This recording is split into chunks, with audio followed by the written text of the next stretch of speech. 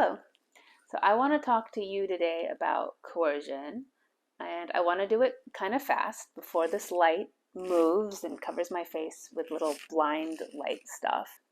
First question is, what is coercion? Coercion is when one person or group of people gets another person or group of people to do something that that group doesn't want to do with a threat, usually a threat of emotional pain. If it's a threat of physical pain, we'll tend to call that force, not coercion. Culturally, when we say coercion, we usually mean a threat of emotional pain. One area that this has gotten a lot of attention lately is the Me Too movement and sexual coercion. However, part of the reason I think we have so much sexual coercion in our society is that we have so much coercion in general that people are used to it and they don't know to stand up or to stop it.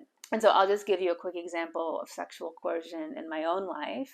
Is when I was 16, my boyfriend at the time wanted to have sex with me. I didn't want to have sex with him. I said no. And he just kept asking me over and over and over again until finally I relented and I said, fine, let's just have sex, I guess. And it was really painful. I really regretted doing it. It was one of the most painful sexual experiences of my life. And the reason why it was coercive is I didn't want to have sex with this man or teenager. I didn't want to have sex with this guy. I was only having sex with him to avoid the pain of continuing to get nagged. I guess maybe there were some implicit threats there too, like I didn't want him to get angry at me. I didn't want to get in a fight. And so it was a coercive sexual situation because I wasn't doing it for fun or for pleasure. I was doing it to avoid these other negative sort of feelings that I thought I would have if I said no. So if you're ever thinking to yourself or asking the question, was I coerced, sexually or otherwise, a really good question to ask is, did you do this because you wanted to do it, or did you do it because someone was threatening you, either explicitly or implicitly, with negative repercussions that if you didn't do it? In the example of my boyfriend nagging me, that was actually an implicit threat. He wasn't saying, hey, Emma, I'm going to make your life miserable if you don't have sex with me. He was just clearly demonstrating that he was going to make my life miserable. And an explicit coercive threat that I just read about on the internet in a non-sexual situation was, a bartender had a day off and they didn't want to come to work, and then their manager said, hey, so-and-so just canceled, so I need you to come in and work on Sunday or whatever. And the bartender said, no, it's my day off. I've been working for 8 days. I can't. And then the manager says, do you really want to do this? Do you really want to risk your health insurance over not coming in? And the bartender got upset and quit. And so that was an example of an explicit coercion. The manager basically was saying, I'm going to fire you if you don't come in. Both are nasty, but implicit is more, something bad's going to happen, but they don't say it explicitly. And explicit is when they say it explicitly. And it's worth noting that most jobs nowadays are, by their very nature, implicitly coercive. We get health insurance through it. We get money through it. Honestly, many of us wouldn't be in a job if it weren't for those benefits.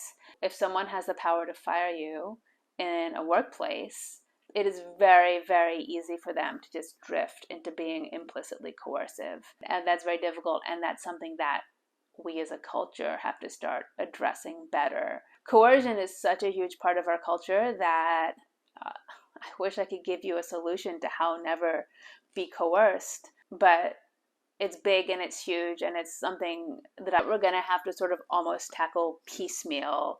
I think that for me personally, I have learned how to not get into sexually coercive situations. I'm still working on how to make the workplace less coercive, both for myself as someone who's hired, but also I am now a woman of a certain age who is now old enough to manage people, I also try to think about how to not be coercive for the people I'm managing. I do believe it's possible. I think what non-coercive situations look like, there are natural repercussions, not human-generated repercussions. So one example in the workforce, how I try to be less coercive is when I'm managing people. I try to explain these sort of company-wide repercussions if something doesn't get done versus sort of personal repercussions. Rather than trying to threaten someone with firing them, what I would rather say is, hey,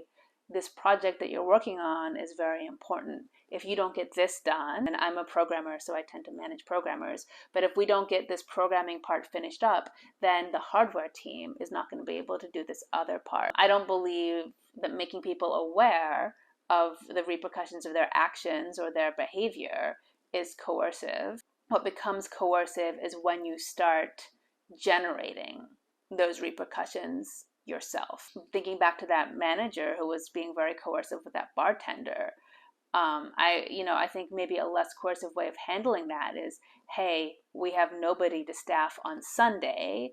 Can you help me think of some options for how to deal with it?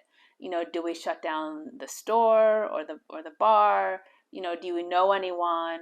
Would you be willing to come in if I paid you double that day? And I guess on some level, offering someone double pay, it might be considered coercive, but it's certainly not as negatively coercive as threatening to take away their health insurance.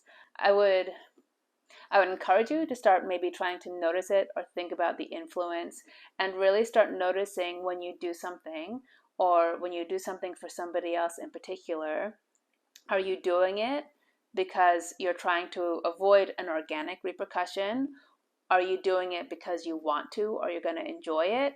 Or has the repercussion been artificially generated by another party? If the negative repercussion of you doing something or not doing something is artificially generated by another party, I think you're starting to get into the realm of coercion, and you may need to start thinking of tactics to start protecting yourself from that coercion. Yeah, how to protect yourself from coercion.